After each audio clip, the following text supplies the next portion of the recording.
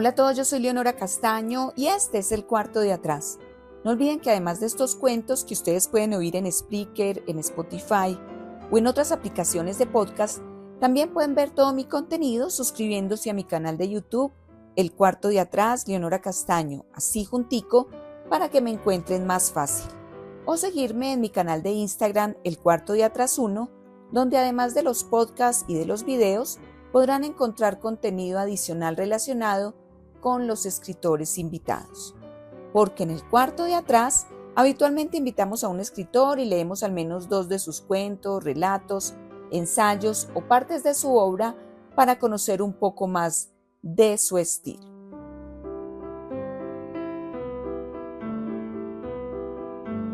Hoy hemos invitado a Irene Nemirovsky. Irene Nemirovsky fue una escritora nacida en el Imperio Ruso en 1903, que vivió en Francia desde su juventud y escribió en francés. Fue deportada a Alemania por su origen judío, a pesar de haberse convertido al catolicismo, y murió en Auschwitz a los 39 años en 1942. Fue una mujer cultivada que hablaba 7 idiomas y que después de comenzar a escribir a los 18 años, obtuvo el reconocimiento de escritores de todas las corrientes. A pesar de estar integrada en la sociedad francesa, fue víctima de las políticas antisemitas del gobierno de Vichy y no pudo volver a publicar. No obstante, siguió escribiendo, aunque no fuera publicada, hasta su deportación y traslado al campo de exterminio. Entre su obra inédita se encuentra La Suite francesa, una de sus obras más conocidas.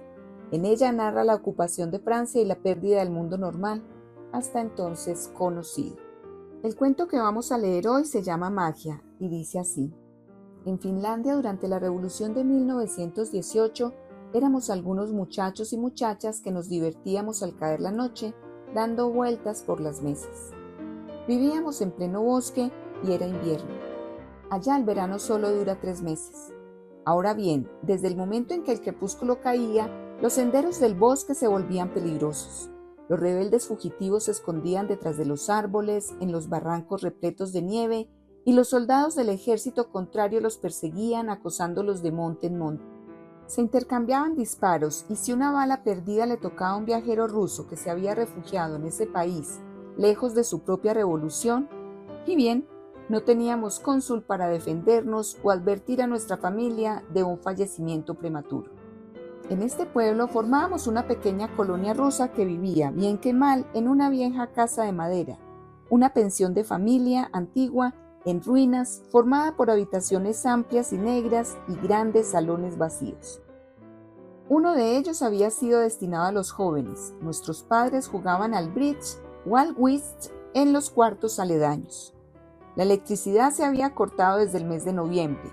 Nos daban 6 velas por noche. 4 iluminaban las mesas de los jugadores, 2 la nuestra. Imagínense un cuarto inmenso de techo bajo con ventanas en forma de cestas, sin cortinas ni postigos, con los vidrios cubiertos de hielo. Había un piano en un rincón bajo una funda de cutí gris, un espejo en la pared con un gran marco de madera, un placar donde algunos tomos desparejados de Balzac convivían con potes de mermelada, por desgracia, vacíos en su gran mayoría, y finalmente en el medio del cuarto una mesa de noche. Nos sentábamos alrededor de esa mesa, las 2 velas estaban enganchadas en botellas. ¿Cómo describir el silencio de esas noches del norte sin un soplo de viento, sin un gemir de ruedas, sin un grito alegre en el camino, sin un llamado, sin una risa? A veces solo el seco y ligero chasquido de un disparo en el bosque o el llanto de un niño que se había despertado en las habitaciones de arriba. Entonces se escuchaba a la madre tirar las cartas y correr por la escalera y el ruido de su largo vestido perderse en los corredores. Como de costumbre, nos arreglábamos para subir a nuestras habitaciones todos juntos, todos a la vez. Las atravesábamos en grupo, riendo, cantando, con el corazón oprimido de espanto. No sé si el estado nervioso en el que nos encontrábamos era la causa, o si fue la obra de malos bromistas, pero nunca vi mesas más livianas, más fácilmente encabritadas por nuestras manos, lanzadas de una pared a la otra, tambaleando como una barca bajo el viento de tormenta, haciendo así tanto barullo que nuestros padres venían a suplicarnos que encontremos otro entretenimiento. Decían que los golpes de esa maldita mesa, y el ruido de los disparos eran de verdad más de lo que podían soportar, y que la vejez merecía consideraciones. Por lo tanto, habíamos modificado al cabo de algún tiempo y perfeccionado nuestro método. Así era como procedíamos. Transcribíamos el alfabeto sobre una hoja de papel, colocábamos en el centro un platillo al revés marcado con una raya de lápiz. Apoyábamos muy levemente la extremidad de los dedos sobre el borde de ese platillo y éste iba de una letra a otra formando palabras y frases a una velocidad prodigiosa. Ninguno de nosotros, ya que teníamos entre 15 y 20 años, la edad del escepticismo, nadie creía en una manifestación sobrenatural, pero pensábamos con razón que la oscuridad, el silencio y sin dudas también el peligro al que empezábamos a acostumbrarnos, pero que desde hacía meses nos tenía en vilo, pensábamos que todo eso bastaba para hacer jugar las fuerzas inconscientes de nuestras almas y nos permitía percibir con más fuerza y sutilidad que de costumbre nuestros deseos, nuestras inclinaciones secretas, nuestros sueños. En efecto, se pueden imaginar que no era cuestión de amor e incansablemente el platillo mágico develaba, comentaba, precisaba nuestras esperanzas y nuestros placeres. Ahora bien, esa noche era el 6 de enero. En Rusia es la noche en que las jovencitas salen al umbral de sus puertas y le preguntan el nombre a los transeúntes, y ese nombre es el de su prometido todavía desconocido. Otras tiran cera caliente en el agua fría y tratan de adivinar, según la forma que tome al solidificarse de golpe, cuál será su destino. A veces retiran del agua imágenes toscas de cruces, anillos o coronas. Hay muchos otros juegos, pero todos preferíamos el que ya nos retenía desde hacía tantas noches en ese salón helado.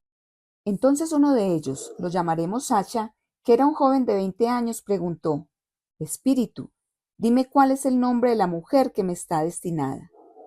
Sacha cortejaba a una joven rubia y robusta que se llamaba Nina. Todos pensábamos entonces que el espíritu, con docilidad, iba a escribir ese nombre, pero el platillo giró muy rápido bajo nuestros dedos y leímos: Doris. Ese nombre, bastante común en inglés, no existía en ruso. Nina dijo con cierto nerviosismo: «Es una broma». Los escuché reírse. Me señalaba así como también a mi vecina. Apelamos a nuestra buena fe. Volvamos a empezar. Que el espíritu repita el nombre. D-O-R-I-S. Leyó Sacha muy bajo. El apellido, reclamamos. El platillo dio las letras. W-I-L-L-I-A-M-S. Williams. Nina exclamó alzando los hombros: «Es idiota, encuentren otra cosa. ¿Qué hacemos?». Propuse con bastante timidez, porque era la más joven y solo tolerada por ellos: «¿Los espejos?». Eso es también una distracción para la noche del 6 de enero. La persona se queda sola en un cuarto a oscuras. Se colocan 2 velas delante de un gran espejo y 2 cristales más pequeños, uno a la derecha y el otro a la izquierda de la cabeza. Se espera que suene medianoche. Las llamas de las velas forman un largo camino sinuoso y oscuro en el espejo. Al cabo de un tiempo, dejamos de percibir nuestro propio rostro pálido y ansioso. Desde el fondo del espejo surgen sombras y les damos la forma de nuestros sueños. Así se hizo. Cada uno de nosotros, uno tras otro, se quedó solo frente a su imagen. Los demás esperaban en la oscuridad del corredor, apretándose contra la puerta y contando por lo bajo historias de fantasmas para aumentar todavía más, si era posible, el tono de la velada. Cuando fue el turno de Sacha de salir del cuarto, parecía estupefacto e impactado. Dijo: «Les juro, no me burlo de ustedes, pero vi la figura de una mujer, sonreía, llevaba un sombrerito negro con rosas y hacía el gesto de sacarse el velo o de levantar un tul, no sé qué. ¿Le viste la cara?». Solo un instante y después todo se esfumó. Era linda al menos. Parecía tan absorto que no respondió. Los dejó imaginar las burlas que siguieron y que Nina soportó con más impaciencia todavía que él. Y después pasó el tiempo, mucho tiempo, años. De esos rusos, algunos volvieron a su país y desaparecieron luego como lanzados al fondo del agua.